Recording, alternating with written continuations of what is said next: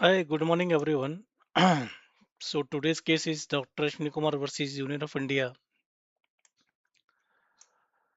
So this case was decided on 5th September 2019 और जो quorum थी chief justice of India justice Ranjan Gogoi justice Dinesh Maheshwari and Sanjeev Khanna was there. Dr. Ashwani Kumar, he was a senior advocate and former union law minister. He filed a writ petition number 738 of 2016 under Article 32 of the Constitution. Article 32 of the Constitution is basically it is filed to protect the fundamental rights of the human beings. India signed UN-CAT in 1997 but has not ratified till date. Has not ratified it till date. The writ petition was disposed of in 2017 after the Attorney General stated that Law Commission's recommendations were under active consideration.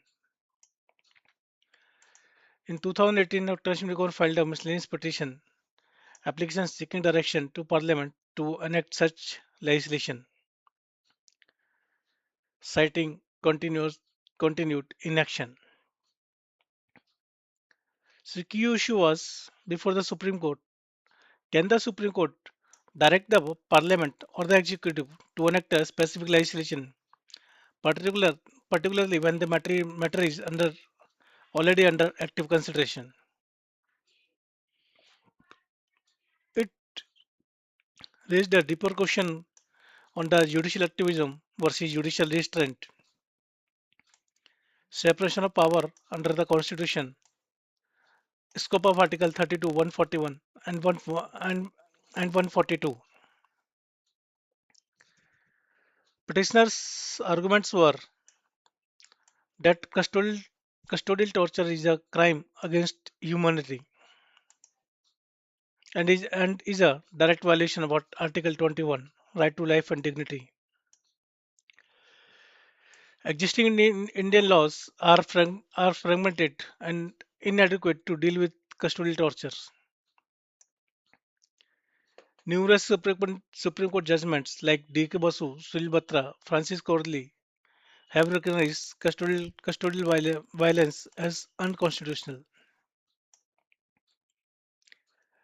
International obligations under UN-CAT Article 51C and 253 of the Constitution requires India to align domestic law with international law. Delay in legislation since 1997 reflects state inaction justifying judicial intervention.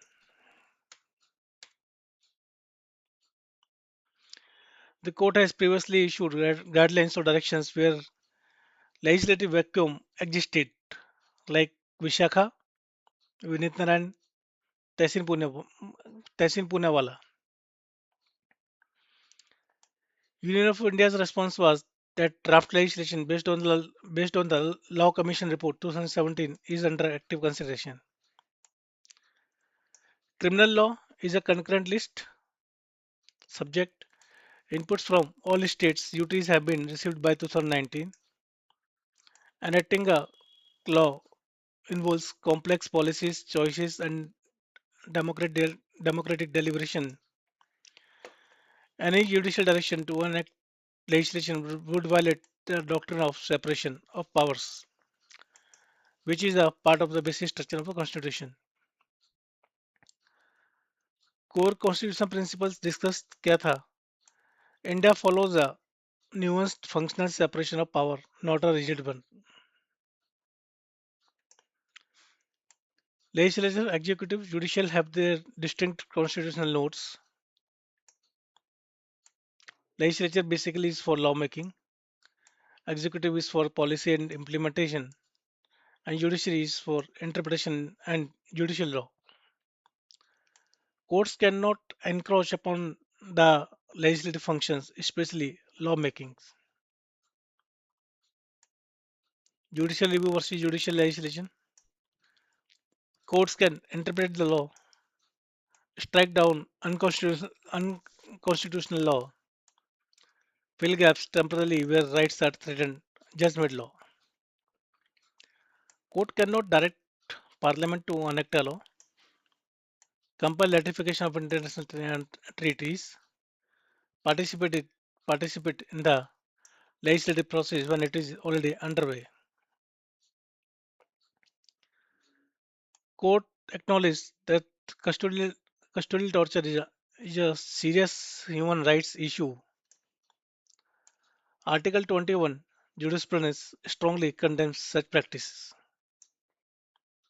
However, it emphasized judicial restraint, holding that mere allegation of human rights violation is not a bright line test to justify judicial legislation. When the matter is already under active consideration by the parliament or executive, judicial directions would amount to institutional overreach.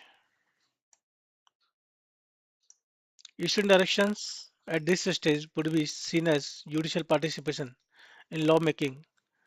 Courts cannot direct the executive to ratify an international convention as that would indirectly compel le- le- legislation. जो final decision था ये था Supreme Court refuse to issue directions to enact a standalone law against custodial torture, ratify the UN conventions against torture. Court reaffirmed the separation of power is a basic feature of the constitution. Judicial restraint is essential to preserve the constitutional balance. This is a landmark reaffirmation of the constitutional boundaries. It draws a clear line between judicial activism and the judicial overreach.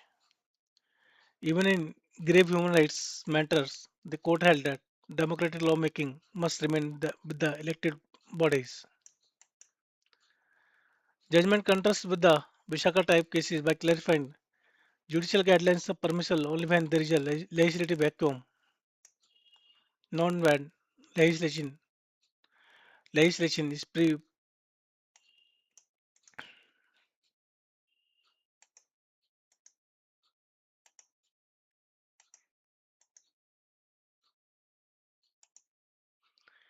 pre-bonding.